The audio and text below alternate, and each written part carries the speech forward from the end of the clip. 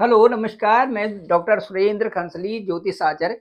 ज्योतिष की इस नई श्रृंखला में आप सभी लोगों का स्वागत करता हूं। दोस्तों, आज बात करते हैं हम स्कॉर्पियो साइन की, वृश्चिक राशि की। और वृश्चिक राशि में ये देखेंगे कि जो गोचर है वो आपको कैसे प्रभावित करता है। क्योंकि जो जन्म कुंडली होती है वो तो एक महत्वपूर्ण डॉक्यूमेंट्स है ये। और जन्म कुंडली से तो बहुत सारी चीज़ों का पता चलता है, क्योंकि उसमें जो ग्रह गोचर की स्थिति होती है जन्म के समय में, वो बहुत महत्वपूर्ण होती है। क्योंकि आपका लग्न क्या था और लग्न के अनुसार कहाँ-कहाँ पर ग्रह बैठे हुए थे, किस-किस हाउसेस में बैठे हुए थे, वो अपनी शत्रु राशि में है या मित्र राशि में, ये बड़ा महत्वपूर्ण चैप्टर होता है जब कुंडली का एनालिसिस किया जाता है। लेकिन इस समय जो हम यहाँ से आपके साथ विश्लेषण कर रहे हैं, वो वृश्चिक राशि जो जहाँ पर चंद्रमा है, उसके अनुसार गोचर के अनुसार इस समय एनालिसिस कर रहे हैं, जो कि शायद आपको बहुत अच्छा पसंद आएगा। वो एनालिसिस करना हम शुरू करते हैं। चलिए, मैं आपको ये बताना चाहता हूँ कि जो वृश्चिक राशि है, ये इस समय काफ़ी कुछ इसके जो ब्लॉग्स बन रखे हैं, जो इनकी वीडियो बन रखे हैं, काफ़ी महत्वपूर्ण भी हैं। और इसलिए महत्वपूर्ण है क्योंकि ये राशि जो है, इसमें जो शनि की ढैया चल रही थी, उससे काफ़ी प्रभावित हुई। शनि की ढैया इसमें केवल 2.5 साल जो शनि का जो संचरण था, वो साढ़े साती के बराबर इसमें काफ़ी कुछ परेशानियाँ दे भी गया है। क्योंकि जिन लोगों की दशा और अंतर्दशा सही नहीं थी, उनके लिए परिणाम अच्छे नहीं थे, चाहे वो सुख भाव से संबंधित हो और चाहे वो अपनी नौकरी से संबंधित हो। वो इसलिए था क्योंकि यहाँ पर शनि का गोचर होना, ये सुख भाव होता है, केंद्र का भाव 1, 4, 7, 10। और इस केंद्र के भाव में यदि सुख भाव में कोई ऐसा प्लेनेट आके बैठ जाता है जो कि वहाँ पर डिस्टर्ब करता है कई तरह से, तो सुख भाव में कमी आनी शुरू हो जाती है। हालांकि आपका जो यहाँ जो आपकी राशि है, चंद्रमा है, चंद्रमा से ठीक चौथी ढैया ये थी। और चौथी ढैया का मतलब है सुख भाव की ढैया। तो इसको लघु कल्याणी भी कहा जाता है। वो इसलिए कहते हैं कि इसमें कई सारे अनुभव उस जातक को हो जाते हैं और उनके साथ में ऐसी ऐसी परेशानियां आ जाती हैं जिससे कि वो सबक भी लेते हैं और फिर ये भी सोचते हैं कि मैं आज के बाद ये काम कभी नहीं करूँगा। ये भी आता है और साथ-साथ में कुछ ऐसे सबक होते हैं जिनमें वो कहते हैं कि मैं अब अपनी लगन से पढ़ाई करूँगा या मैं अपनी लगन से कार्य करूँगा, मैं अपने लगन से अपना बिज़नेस करूँगा, मैं अपने लगन से अपना श्रम करूँगा और अपनी ऑनेस्टी से ही पैसे को कमाऊँगा और उसी ऑनेस्टी के साथ मैं चलूँगा।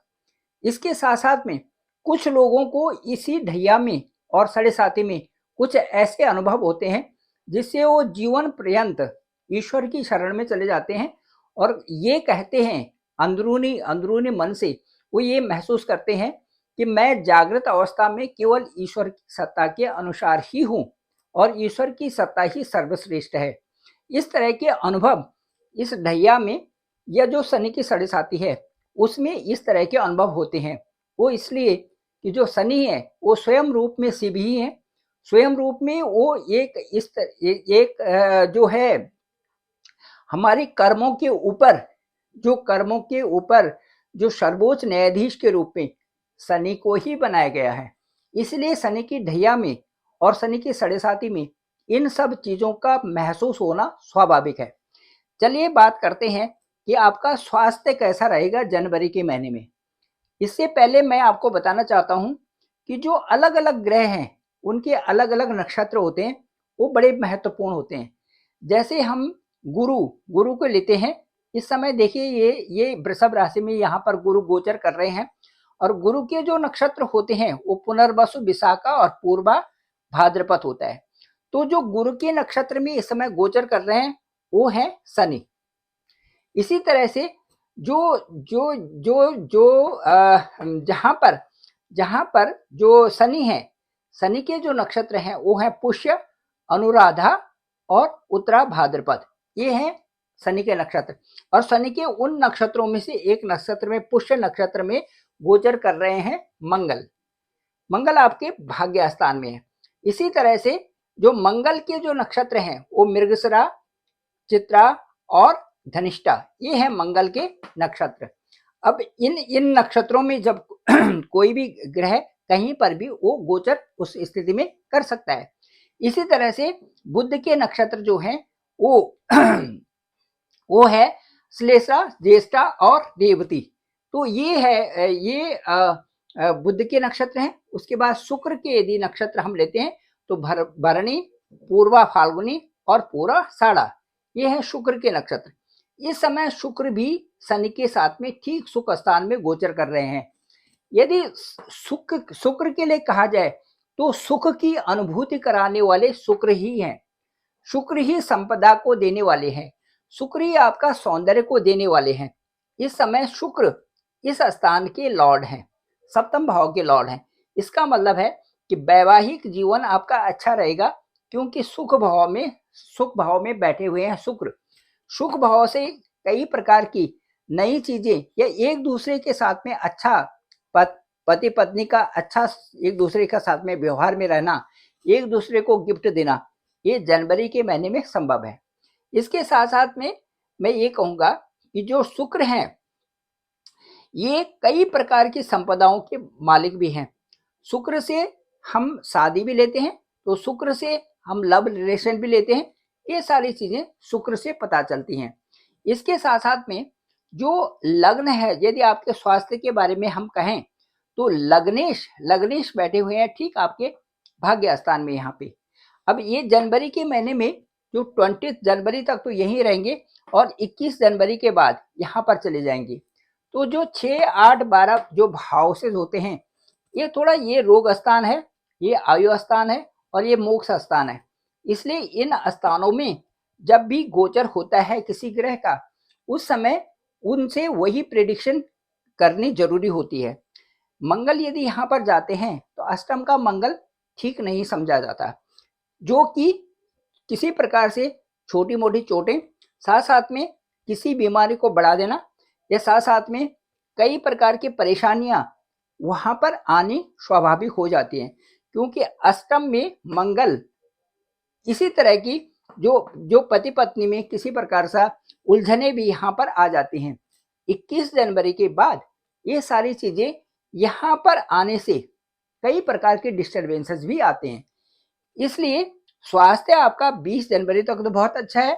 उसके बाद आपका हल्का सा प्रभाव जो रहेगा वो मंगल के कारण रहेगा, क्योंकि मंगल का जो ये स्थान है यहाँ पर भी एक है, और छठे स्थान का जो मालिक है वो भी मंगल है, और जो अष्टम स्थान है यहाँ पर मंगल आएंगे 21 जनवरी के बाद। स्वास्थ्य में आपका अच्छा रहेगा, लेकिन 21 जनवरी के बाद थोड़ा सा स्वास्थ्य में ध्यान देना पड़ेगा। अब इसके बाद यदि हम कहते हैं कि आपकी पढ़ाई कैसे रहेगी या आपका हायर एजुकेशन कैसे रहेगा, या ये कह सकते हैं कि आपकी प्लानिंग्स कैसे रहेंगी। जो आपकी प्लानिंग्स कर रहे हैं किसी व्यापार के लिए, प्लानिंग्स कर रहे हैं किसी हायर स्टडी के लिए, प्लानिंग्स कर रहे हैं अपने ही कार्यों को बढ़ाने के लिए, वो कैसा रहेगा, इस स्थान से हम देखते हैं। ये पूर्वार्ध भी है, उसके साथ साथ में हम कई सारी चीजों का आकलन करते हैं यहाँ से। इसमें हम शादी सगाई का भी देखते हैं पंचम भाव से, और प्रेम का भी देखते हैं, लव रिलेशन भी इससे देखते हैं। अब जो यहाँ पर जो राहु का संचरण हो रहा है, ये राहु का संचरण थोड़ा सा यहाँ पर किसी न किसी कारणों से थोड़ा प्रॉब्लम देता है। यहाँ पे इस भाव के जो लॉर्ड हैं वो यहाँ पर बैठे हुए हैं, गुरु यहाँ पर बैठे हुए हैं, और जब यहाँ पर मंगल आएंगे तो गुरु और मंगल में ठीक 1/12 का संबंध यहाँ पर हो जाएगा। इसके बाद इस स्थान के भी लॉर्ड, सेकंड स्थान के जो परिवार है, वाणी का स्थान है, इनके भी लॉर्ड गुरु ही है। गुरु यहाँ पर रहेंगे, मंगल यहाँ पर रहेगी। थोड़ा सा कई प्रकार से जैसे वाणी पर भी कंट्रोल करना जरूरी है, और इसके साथ साथ में जो और चीजों पर भी ये सारा प्रभाव होगा 21 जनवरी के बाद। इससे पहले आपका ये जो लव रिलेशन है या जो आपका जो सगाई है, शादी है, इसमें अच्छा तालमेल बना हुआ है। थोड़ा सा पढ़ाई के बारे में मैं ये कहूँगा कि यहाँ पर कुछ न कुछ डाउट्स हो जाते हैं राहु के संचरण के कारण। राहु का जो संचरण है, यदि ये ठीक पंचम स्थान में होता है तो भ्रम फैलाना, कई प्रकार से मायावीत करना और उसके प्रकार कोई ना कोई डाउट्स या उसमें इस तरह से संकोच आ जाना कि ये जो कर रहे हैं हम वो सही है या नहीं है। इस तरह की स्थिति यहाँ पर आ जाती है, जो कि बहुत अच्छी स्थिति नहीं है।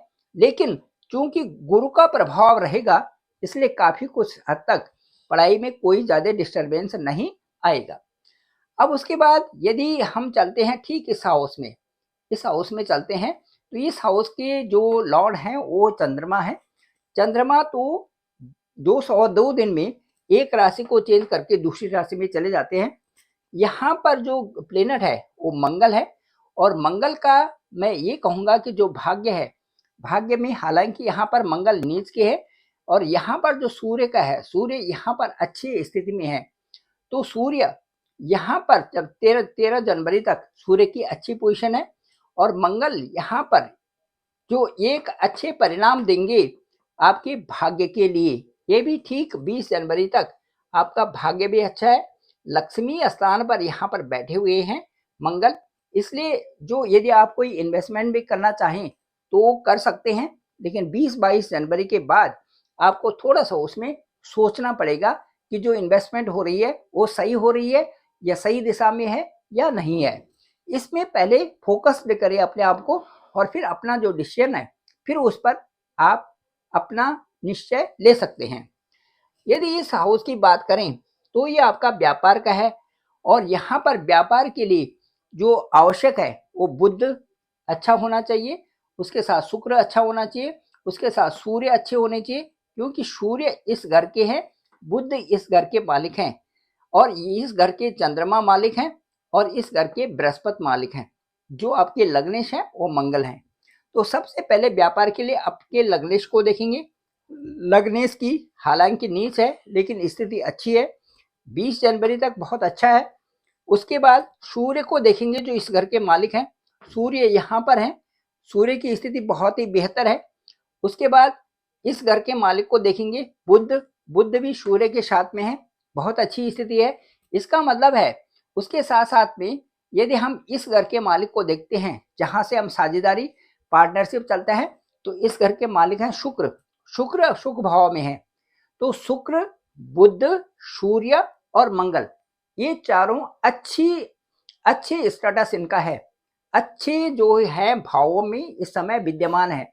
मंगल नीच के होने के बावजूद भी भाग्य स्थान में है। मुझे लगता है कि जो व्यापार है वो आपके लिए अच्छा रहेगा, सुखद रहेगा, सुख भाव की भी वृद्धि हो रही है, साथ साथ में आपका संचित धन भी बढ़ेगा। जनवरी के महीने में यदि टोटल रूप से देखा जाए तो यहाँ से सूर्य पहले तो यहाँ पर है, उसके बाद शत्रु राशि में यहाँ पर जाएंगे, लेकिन पराक्रम आपका कम नहीं होगा, क्योंकि सूर्य पराक्रम के हाउस में जाकर के कई प्रकार की वृद्धि आपके लिए कर देते हैं। तो ये जो स्थिति है यहाँ पर जो आपका है, इनकम भी अच्छे होंगे, और इस हाउस में इनकम, ये जो केतु है ये इनकम को बढ़ा ही देते हैं।